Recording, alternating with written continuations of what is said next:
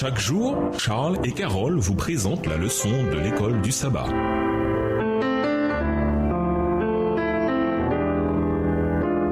Bienvenue dans votre émission. Dieu nous parle. Nous voilà à la leçon de mercredi, le Dieu crucifié. La mort par crucifixion était l'un des châtiments les plus cruels que les Romains pouvaient infliger. On la considérait comme la pire manière de mourir. Ainsi, comme il était horrible pour quiconque de mourir ainsi, surtout pour le Fils de Dieu, Jésus, nous ne devons jamais l'oublier, s'est incarné dans une chair semblable à la nôtre. Entre les sévices, les coups de fouet, les clous dans ses mains et dans ses pieds, et le poids de son propre corps qui déchirait atrocement les plaies béantes, la douleur physique devait être insupportable. C'était inhumain, même pour le pire des criminels. Quelle injustice alors que Jésus, innocent de tout, ait dû subir un tel sort. Et pourtant, comme nous le savons, les souffrances physiques de Christ étaient minimes comparées à ce qui se passait vraiment. Il ne s'agissait pas simplement de la mise à mort d'un innocent. Quels événements autour de la mort de Jésus montrent qu'il se tramait bien plus que ce que comprirent les gens à l'époque. Que révèle chacun de ces événements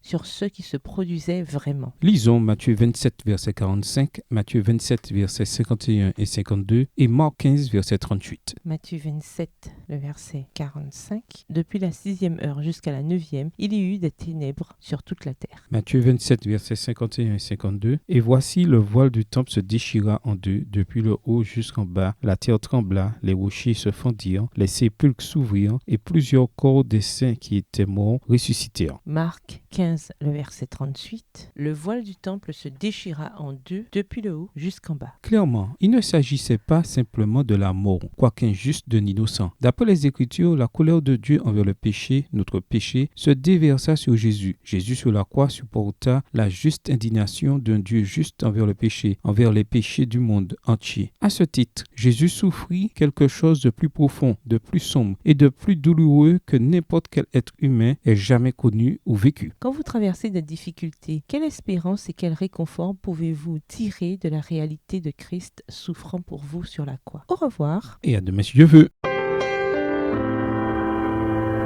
Dieu nous parle. Chaque jour, Charles et Carole vous présentent la leçon de l'école du sabbat.